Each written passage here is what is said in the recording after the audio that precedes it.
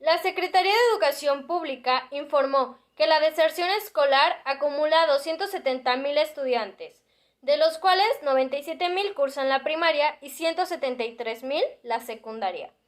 Esta cifra se queda corta en comparación con los 2.3 millones de estudiantes que no se inscribieron en alguna escuela debido a la pandemia COVID-19 para el ciclo escolar 2020-2021.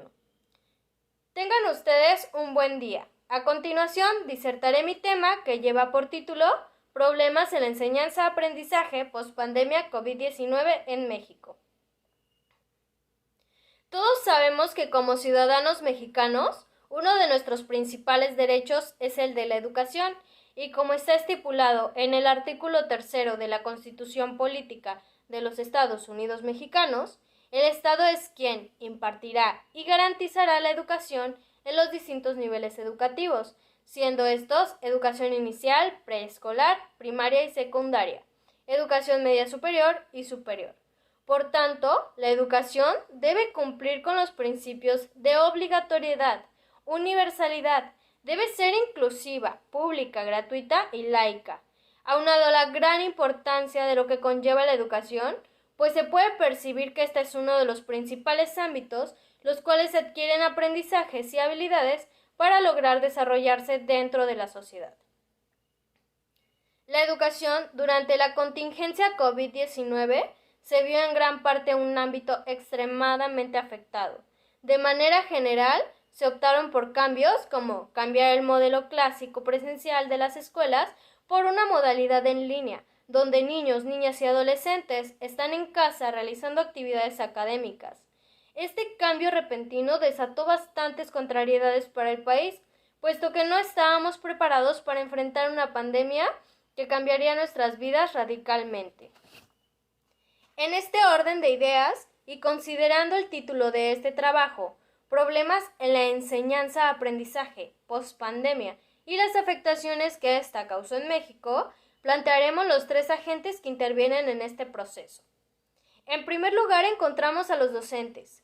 En ellos se observaron dificultades con respecto a las nuevas tecnologías, ya que en la mayoría de los casos, nuestro país, los maestros no cuentan con una formación actualizada que involucre el uso de las nuevas tecnologías, o hasta ese momento no se había tomado muy en cuenta.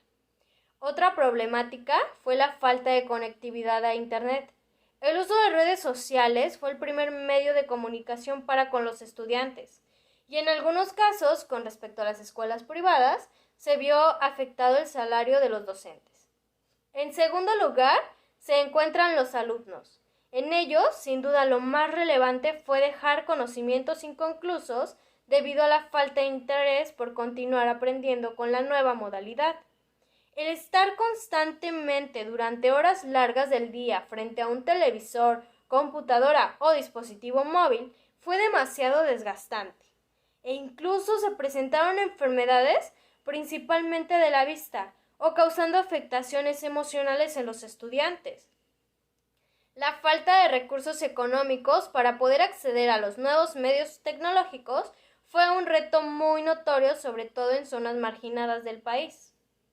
En datos estadísticos, publicados por el Instituto Nacional de Estadística y Geografía, el 33.6 millones de personas entre los 3 y 29 años estuvieron inscritas en el ciclo escolar 2019-2020.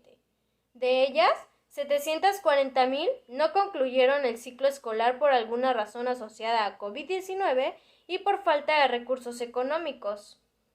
En tercer lugar, encontramos a los padres de familia, quienes también presentaron dificultades pospandémicas, como lo fue la dificultad de explicación de los contenidos escolares por la falta de conocimiento, o en otros casos, la falta de tiempo de orientar a los estudiantes. Escasos recursos para poder acceder a los nuevos dispositivos móviles y en muchos casos la pérdida de su empleo. Con respecto a otro factor importante es la infraestructura de las escuelas, ya que también se vieron afectadas por la contingencia, dado que 5% de los planteles educativos a lo largo del país fue saqueado o abandonado. En su caso, el gobierno sí aportó recurso económico para su mantenimiento, pero no en su totalidad. Algunas escuelas recibieron cooperaciones por parte de padres de familia para darle mantenimiento y reponer lo dañado. En otras circunstancias, aún tenemos escuelas sin reparación de daños. Un término que ha captado mucho mi atención es el mobile learning, debido a su gran popularidad en la que se encuentra.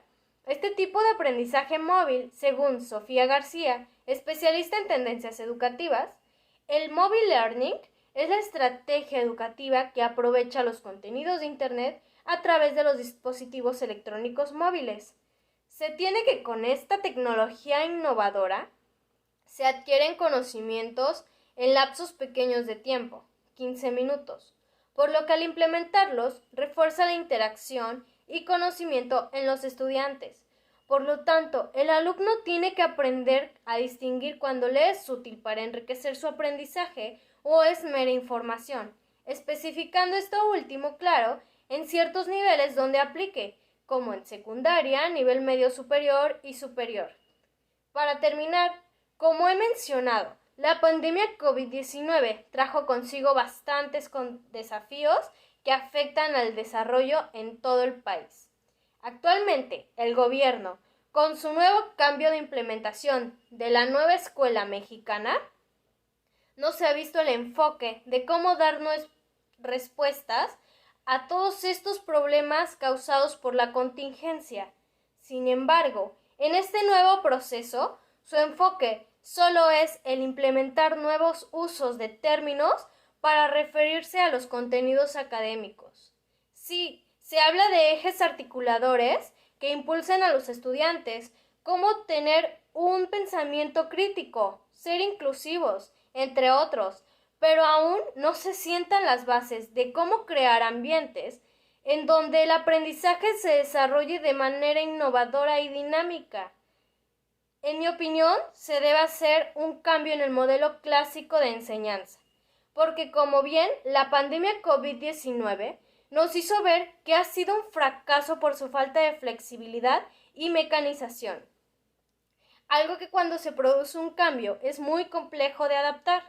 Es fundamental que en nuestro proceso enseñanza-aprendizaje se apliquen metodologías activas, como el aprendizaje basado en proyectos, clases invertidas, nuevas tecnologías, aprendizajes en entornos colaborativos, formar un sistema que sea flexible a los nuevos cambios y que se pueda presentar en un futuro.